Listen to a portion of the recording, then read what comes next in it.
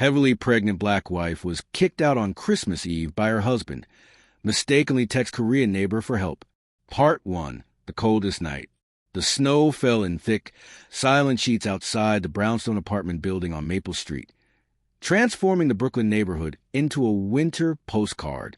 But for Shanice Morrison, 8 months pregnant and standing in the dimly lit hallway with a hastily packed suitcase, the beauty of Christmas Eve was lost entirely.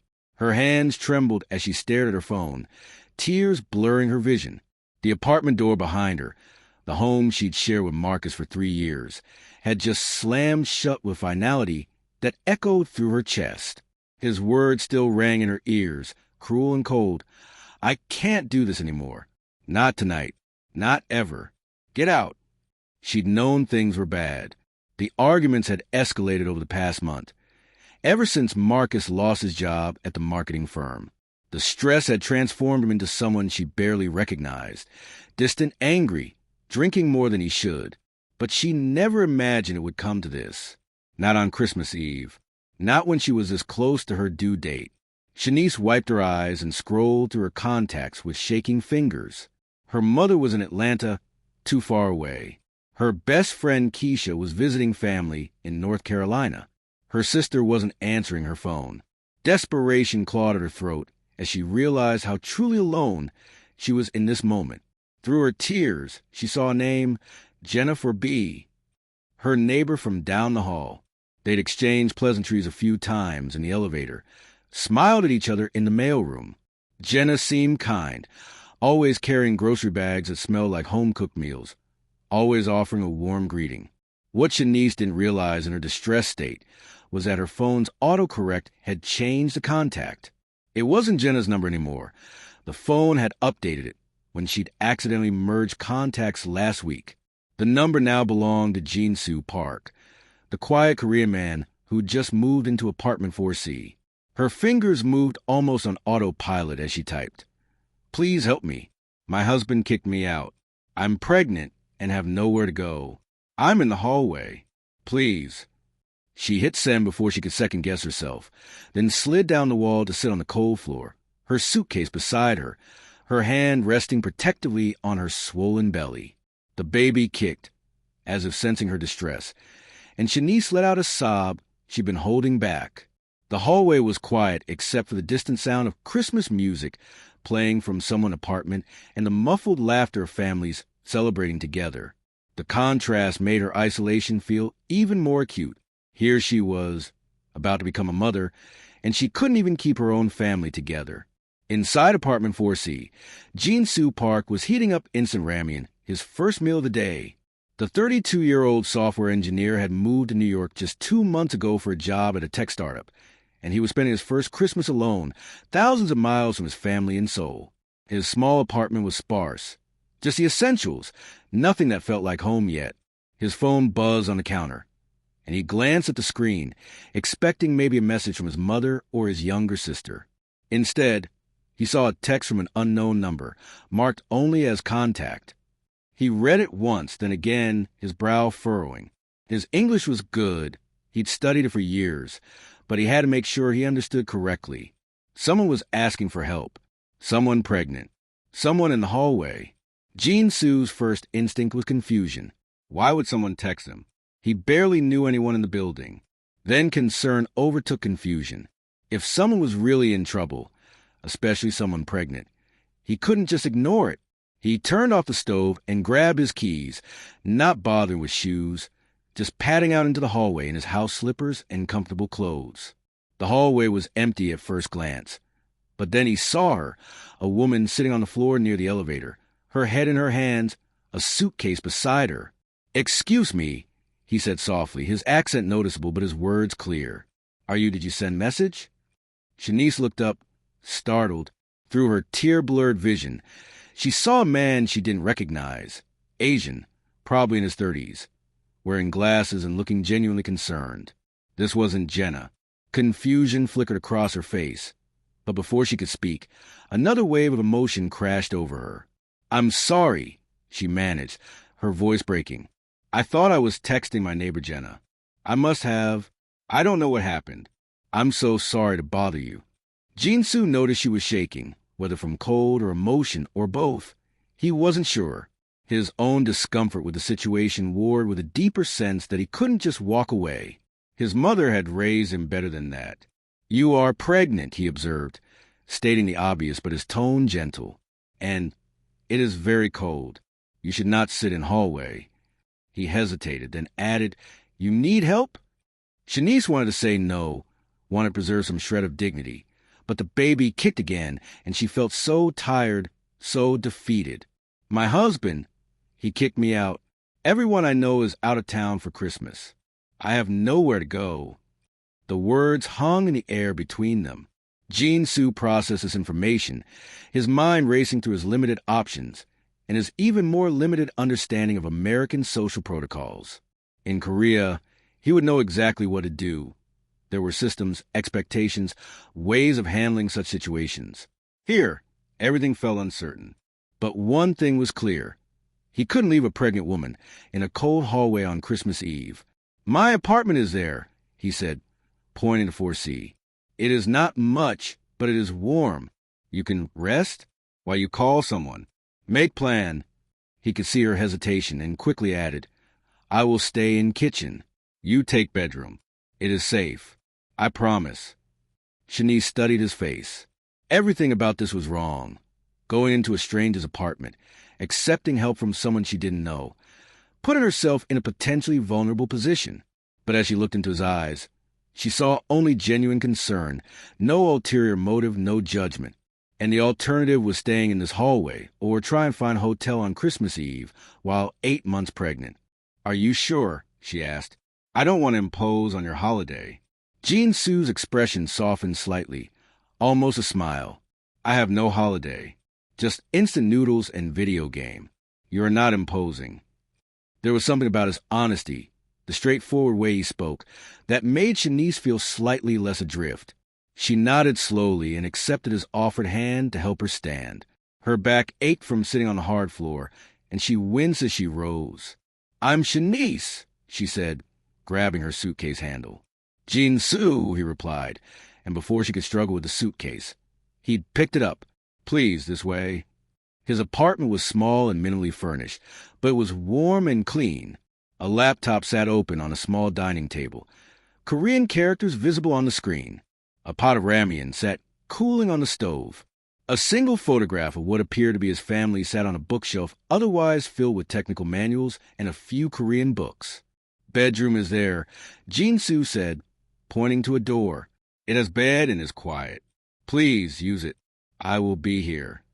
He gestured to the living room area with its small couch and TV. Shanice felt tears threatening again, but these were different. Tears of relief, of unexpected kindness. "Thank you," she whispered. "You don't even know me, and you're helping me. I can't thank you enough." Jin-soo looked uncomfortable with her gratitude, shifting his weight. "Is what humans do," he said simply, "help each other." She managed a small smile despite everything and wheeled her suitcase toward the bedroom. Before she closed the door, she turned back. "Jin-soo, Merry Christmas." He nodded. "Merry Christmas, Shanice." Part 2, Unexpected Comfort. Inside the bedroom, Shanice sat on the edge of the bed, her phone clutched in her hands. She needed to figure out what to do next, but her mind felt foggy, overwhelmed by the events of the evening. She tried her sister again. No answer. She scrolled through her contacts, looking for anyone, but it seemed like everyone was unreachable on this night, when families were supposed to be together. Finally, she dialed her mother's number. It rang 4 times before a sleepy voice answered. "Shanice? Baby, what's wrong? It's almost midnight." The sound of her mother's voice broke something open inside her, and the words tumbled out in a rush. Marcus's increasing anger, the fights, the drinking, how he blamed her for everything going wrong in his life, and finally tonight, how he told her to get out and wouldn't listen to her pleas. "I'm at a neighbor's apartment," she explained. "Someone I don't even know, Mom. A man who just moved in, but I had nowhere else to go." Her mother was instantly alert, worry sharp in her voice. "Shanice Denise Morrison, you tell me right now, are you safe? Do I need to call someone?" "I'm safe, Mom. I promise." He's actually really kind. He just gave me his bedroom and said I could stay as long as I need to figure things out. But I don't know what to do. I can't stay here forever. I'm having a baby in a month. I need a home, not someone's guest room.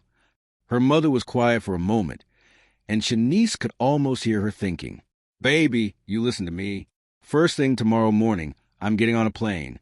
I'll be there by tomorrow night. You're not alone in this, you hear me? We'll figure out together. Mom, it's Christmas. You're with Aunt Joyce and everyone. And my daughter needs me, her mother interrupted firmly. Family is wherever you need to be, not just where it's convenient. I'll text you my flight information as soon as I book it. In the meantime, you stay put if this man is truly kind, and the place is safe. But Shanice, you call me if anything feels wrong. Anything at all. I will, Mom. I love you. I love you too, baby. Now try to get some rest. You need it for that grandbaby of mine. After hanging up, Shanice felt marginally better. At least she had a plan, even if it was just for the next 24 hours. She changed into comfortable clothes from her suitcase and lay down on the bed, which smelled clean and faintly of laundry detergent. Despite everything, exhaustion pulled her toward sleep. Outside in the living room, Jin-Soo sat on his couch, his ramen forgotten and now cold. He wasn't sure what he'd just gotten himself into. The situation was so far outside his experience that he felt adrift, unsure the right thing to do or say. He pulled out his phone and sent a message to his sister in Seoul, despite the time difference. Nuna, I need advice. I helped a pregnant woman tonight. Her husband kicked her out on Christmas. She's in my bedroom now. What do I do? He didn't expect a response right away. It would be late afternoon in Seoul, but his phone buzzed almost immediately. Appa, you did the right thing helping her. Make sure she has water and food. Pregnant women need to eat regularly. Be respectful and give her space, but check on her. Is she okay emotionally? This sounds traumatic. His sister's message was followed by another. Also, don't be awkward. I know you. Just be human. And maybe make some real food, not just ramen. Jin-Soo smiled slightly at his sister's response. She knew him too well. He was awkward in the best of circumstances, and this was far from the best of circumstances. He looked at his small kitchen, took stock of what he had, and realized his sister was right. He needed to offer Shanice something better than instant noodles.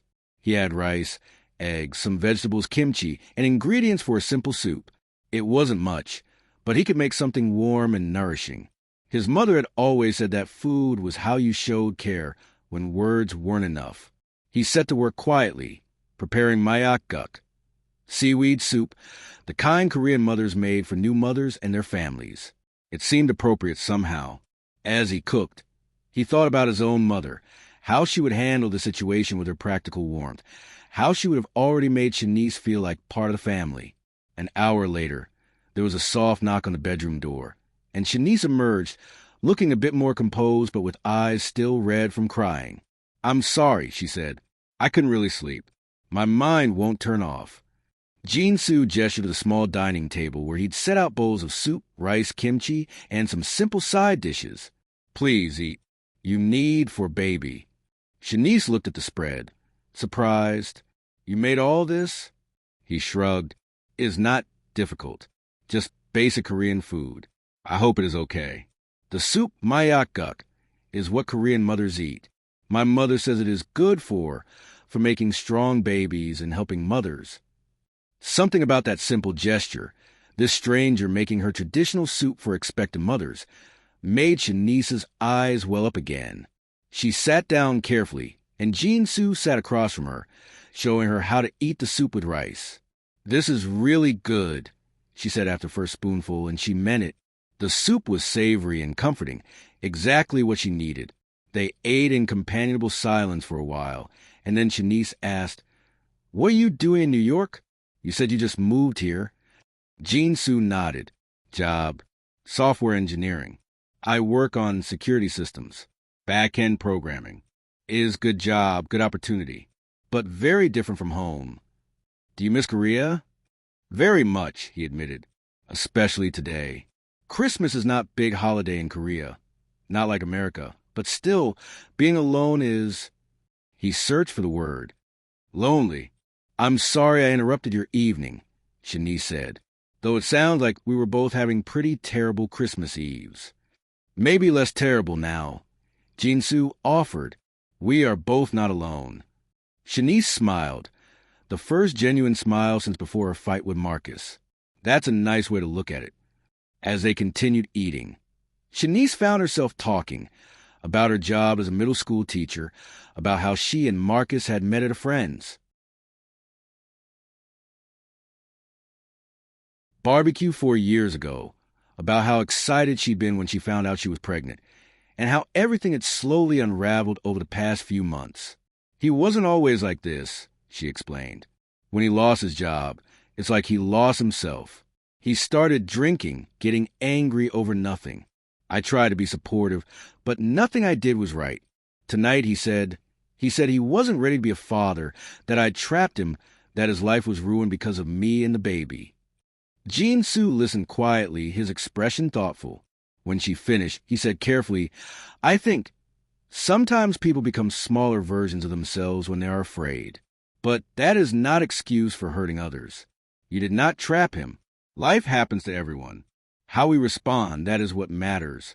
His words, simple but sincere, resonated with Shanice. She'd been blaming herself, wondering what she could have done differently, but Jinsu was right. Marcus's choices were his own. My mother is flying in tomorrow, she said. Well, today I guess. Christmas Day. I'll find somewhere else to stay as soon as she gets here. I promise I won't. You can stay, Jinsu interrupted. I mean, until you have better plan. I have bedroom. I sleep on couch fine. It's more important that you and baby are safe and warm. I can't ask you to do that. You did not ask. I offer. He stood and began clearing the dishes. Tonight, you rest. Tomorrow, you see mother. Then make plan. One step. My father always says, you cannot climb mountain by looking at top. You climb by taking next step. Shanice helped him clean up despite his protests, and as they worked side by side in the small kitchen, she felt something shift inside her. Maybe she would be okay. Maybe there was kindness in the world after all. Part 3. Christmas morning. Shanice woke to the smell of coffee and something sweet baking. For a moment, she was disoriented, not recognizing the room, and then the events of the previous night came flooding back. She checked her phone, 7:30 a.m. on Christmas morning. She had several texts from her mother with flight information and messages of love and support. Her mom would land at JFK around 7 p.m. that evening. There was also a text from Marcus. Where are you? We need to talk.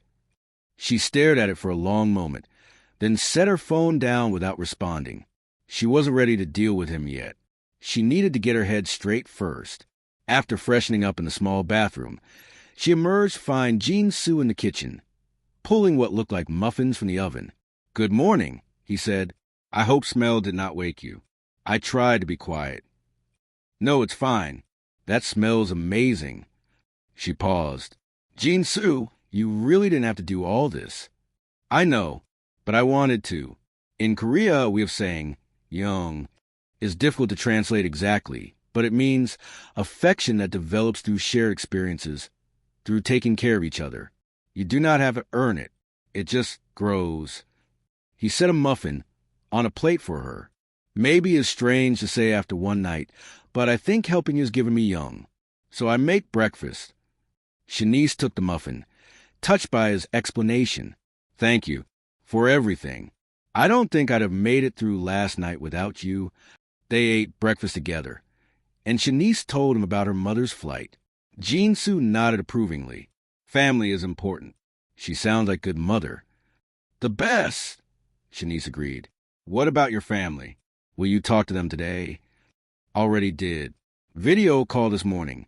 Is evening there now. They worry about me being alone here. I told them about you. My mother wants to send you Korean herbal medicine for pregnancy, but I tell her maybe you do not want strangers sending packages. He smiled slightly. She is very mothering to everyone. She sounds wonderful. You must miss her. Very much. but video calls help. And now I have a good story to tell. How I spent Christmas helping pregnant neighbor who texted me by mistake. They spent the morning in easy companionship. Jin-Soo worked on his laptop, while Shanice rested and tried to make plans. She called a few friends who were back in town, reaching out to see if anyone had space for her and her mother for a few days while they figured out a longer-term solution. She also made the difficult call to her principal, explaining that she might need to start her maternity leave earlier than planned given her housing situation. Around noon, Jin-Soo made them lunch. Kimchi fried rice, simple but delicious. As they ate, Shanice's phone buzzed repeatedly. Marcus was calling. She let it go to voicemail. "You do not have to talk to him," Jin-Soo said quietly. "Not until you are ready." "I know. I don't know what to say. Part of me is so angry I could scream. Part of me just feels sad. And part of me is terrified about doing this alone." "You are not alone. You have mother. You have friends. You have—" He hesitated. "If you need help, I can help. I do not know about babies or marriage problems, but I can help with practical things. Moving boxes, fixing things, cooking food, being friend if you want." Shanice felt tears prick her eyes again. "We barely know each other." "This is true, but sometimes strangers become friends. And you need friends right now, I think." She reached across the table and squeezed his hand. "Thank you. I would like that. Being friends, I mean." The afternoon passed peacefully. Jin-Soo introduced Shanice to a Korean drama he'd been watching, and they sat together on the couch with English subtitles on, both grateful for the distraction. When Shanice dozed off during the third episode, Jin-Soo quietly draped a blanket over her and continued watching with the volume low. Around 5 p.m., Shanice woke with a start. "I need to get to the airport. My mom's flight lands at 7. "I will drive you," Jin-Soo said, already standing. "I have car. Is easier than taxi on Christmas." "You don't have to." "I know, but I want to. Remember? Young." He smiled at her, and she smiled back. The drive to JFK was quiet, but comfortable. They talked a little about nothing important. The weather, New York traffic, the best pizza places in the neighborhood. Jin-Soo admitted he still wasn't used to American food portions, and Shanice laughed, promising to show him the best soul food restaurant in Brooklyn once things settled down. At the airport, they waited together at arrivals, watching families reunite. When Shanice's mother finally emerged in the terminal, a sturdy woman in her late 50s with kind eyes and the same warm smile as her daughter, she immediately pulled Shanice into a fierce hug. "Oh, my baby," she said, holding her daughter close. "You're okay. You're really okay." "I'm okay, Mama," Shanice said, and for the first time, she actually believed it. When they pulled apart, Shanice's mother turned to Jin-Soo with an assessing but not unkind look. "And you must be the young man who helped my daughter." Jin-Soo bowed slightly, a habit from home. "Jin-Soo Park, ma'am. It's nice to meet you." "Diane Morrison," she said, and to his surprise, she pulled him into a hug too. "Thank you. Thank you for taking care of my baby when she needed it most. I'll never forget what you did." Jin-Soo looked uncomfortable but pleased. "I just did what was right." "Well, what's right isn't always what's easy, and you did it anyway. That says something about your character, young man." On the drive back to Brooklyn, with Diane in the front seat and Shanice in the back, Diane questioned Jin-Soo politely but thoroughly. Where he was from, what he did, how he came to be in New York, whether he had family here. By the time they reached the apartment building, Jin-Soo felt like he'd been both interviewed and adopted. "You'll come to dinner once we get settled," Diane declared. It wasn't a question. "I want to cook you a proper meal to say thank you." "You do not have to." "I know I don't have to. I want to. Now, let's get Shanice's things and figure out what we're doing next." Part 4, moving forward. The next few days were a whirlwind of activity. Diane, true to her word, took charge of the situation with the efficient determination of a mother protecting her child. She found him a small extended-stay hotel nearby, while they looked for a more permanent solution. She accompanied Shanice to meet with a lawyer about her options regarding Marcus and the apartment. She even confronted Marcus himself when he showed up at the building, drunk and demanding to see Shanice. Jin-Soo, who happened to be coming home from the grocery store, witnessed the confrontation in the lobby. Marcus was belligerent, raising his voice, and Diane stood between him and the elevator like a guardian angel, her voice calm but firm. "You need to leave," she told him. "You made your choice on Christmas Eve when you put my pregnant daughter out in the cold. Now you deal with the consequences of that choice." "She's my wife," Marcus slurred. "That's my baby." "Then you should have acted like a husband and father," Diane shot back. "Instead, you acted like a coward. Now leave before I call the police." Jin-Soo had stepped forward then, setting down his groceries. "The lady asked you to leave," he said quietly but clearly. "Please respect that." Marcus had looked between them, this determined older woman and this quiet Asian man, and something in their united front made him deflate. He left without another word, and Jin-Soo helped Diane pick up the groceries she dropped during the confrontation. "You're a good man, Jin-Soo Park," she told him afterward. "My daughter is lucky to have found a friend like you." Over the following weeks, an unlikely friendship deepened among the three of them. Diane extended her stay, helping Shanice navigate the legal and practical aspects of separating from Marcus and finding a new place to live. Jin-Soo became their go-to person for everything from helping move boxes to explaining how to set up online accounts for various services. His quiet presence became something they all relied on. One evening in mid-January, Diane cooked dinner in Jin-Soo's apartment, a thank-you meal as promised. She made fried chicken, collard greens, mac and cheese, and cornbread. Jin-Soo brought out kimchi and other Korean sides, and they had a fusion feast that made them all laugh. "This is what America should be," Diane said, raising her glass of sweet tea. "Different people, different backgrounds, coming together and making something beautiful." "To unexpected friends," Shanice added, raising her glass of water. "To Young," Jin-Soo said, and they all drank to that. During dinner, Shanice made an announcement. "I found a place. A small 2-bedroom in Park Slope. It's not much, but it's mine. I can afford it on my teacher's salary, and there's room for Mom to stay when she visits, and for the baby." "That's wonderful, baby," Diane said, squeezing her hand. "And I wanted to ask you something, Jin-Soo," Shanice continued. "Would you be willing to be my baby's godfather? I know it's a lot to ask, and you barely know me, but you've already shown more care for this baby than her actual father. I would be honored if you'd say yes." Jin-Soo was quiet for a long moment, processing.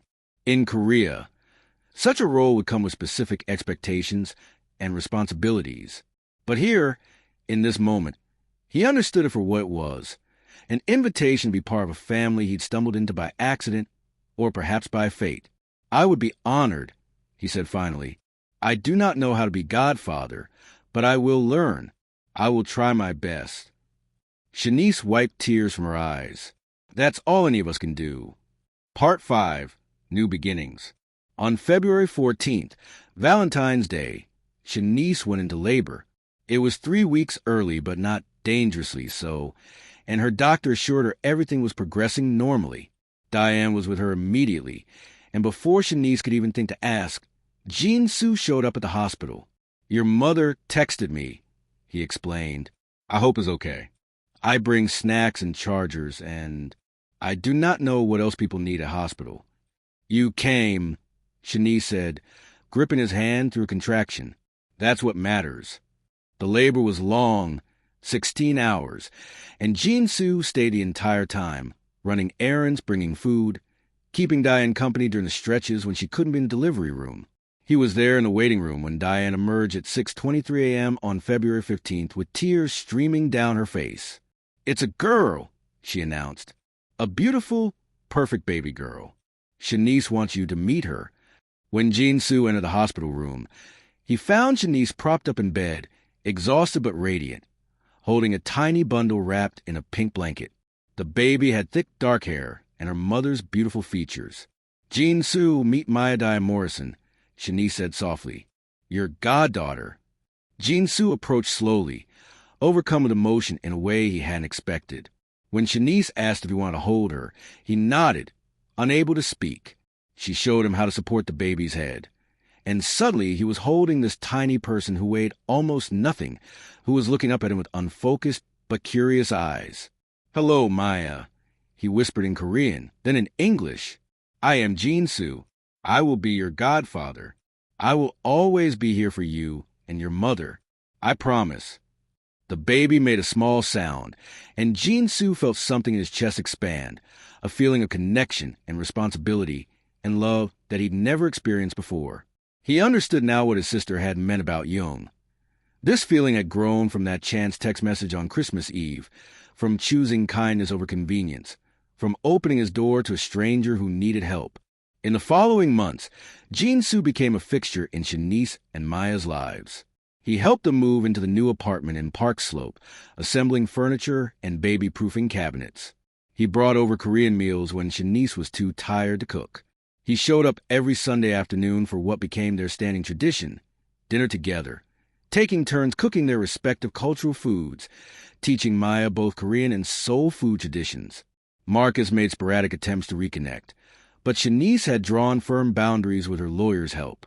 He could have supervised visitation with Maya once he completed substance abuse treatment, but until then, she and her daughter were off limits. It was hard, but it was necessary. One Sunday in May, as they sat in Shanice's apartment watching Maya sleep in her bassinet, Shanice said to Jin-soo, "You know, I've been thinking about that night, Christmas Eve. I was so lost, so scared. I thought my life was falling apart. It was falling apart, Jean," Sue said honestly. "But sometimes things must fall apart before they can become something better. I texted the wrong number," Shanice continued. "If my phone hadn't messed up the contact, if I'd reached Jenna like I intended, my life would be so different now. I'd probably still be with Marcus, probably still miserable, probably still thinking it was my fault." Or maybe, Jin-soo said thoughtfully, "You texted exactly the right number. Maybe universe has planned we do not understand. Do you believe that? In fate?" "I believe in choice," Jin-soo said. "You chose to ask for help. I chose to give it. Everything after, that is because of choices we made. But maybe universe creates opportunities. What we do with them, that is up to us." Shanice smiled. "I like that. Choice and opportunity working together." Maya stirred in her sleep, and both of them looked over at her with the shared fondness of people who love this tiny person fiercely. "She's going to grow up knowing she has family that chose each other," Shanice said. "Not just family you're born into, but family you make along the way. That's a beautiful thing to give her." "Yes," Jin-soo agreed, "is beautiful thing." Epilogue, 1 year later. The following Christmas Eve, Shanice's apartment was full of people and noise and laughter.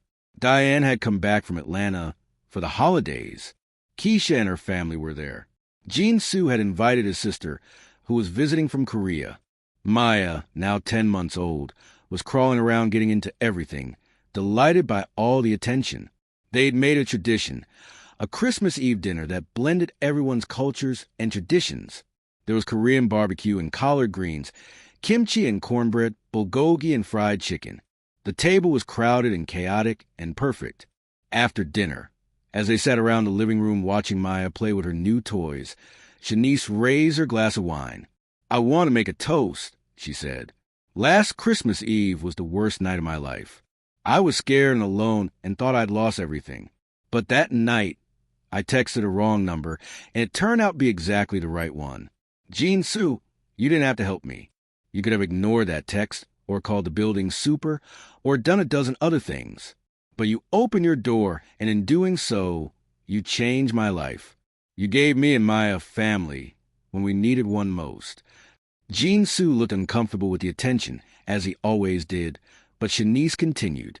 "So this toast is to you, and to everyone here, and to the family we make by choice, not just by blood, to unexpected blessings, to wrong numbers that turn out right, to Young." "To Young!" Everyone echoed, and Maya, not understanding but wanting to participate, babbled something that sounded almost like the word, making everyone laugh. Later that night, after everyone had gone home and Maya was asleep, Shanice stood in her daughter's nursery, watching her chest rise and fall with each peaceful breath. She thought about how much had changed in a year, how she'd gone from that terrified woman in a hallway to this, a mother with a beautiful daughter and a community of people who loved them both. Her phone buzzed. It was Jean Sue. Thank you for dinner. Maya is getting so big. See you Sunday? She smiled and typed back. Wouldn't miss it. Thank you for being you. His response was simple. Thank you for texting wrong number. Smiley face. Shanice looked at that text for a long moment, then saved it. Someday, when Maya was old enough to understand, she would tell her daughter the story. About the worst night that became the beginning of their best life. About kindness from unexpected places. About how family isn't always what you're born into, but sometimes what you build from scratch, one choice at a time.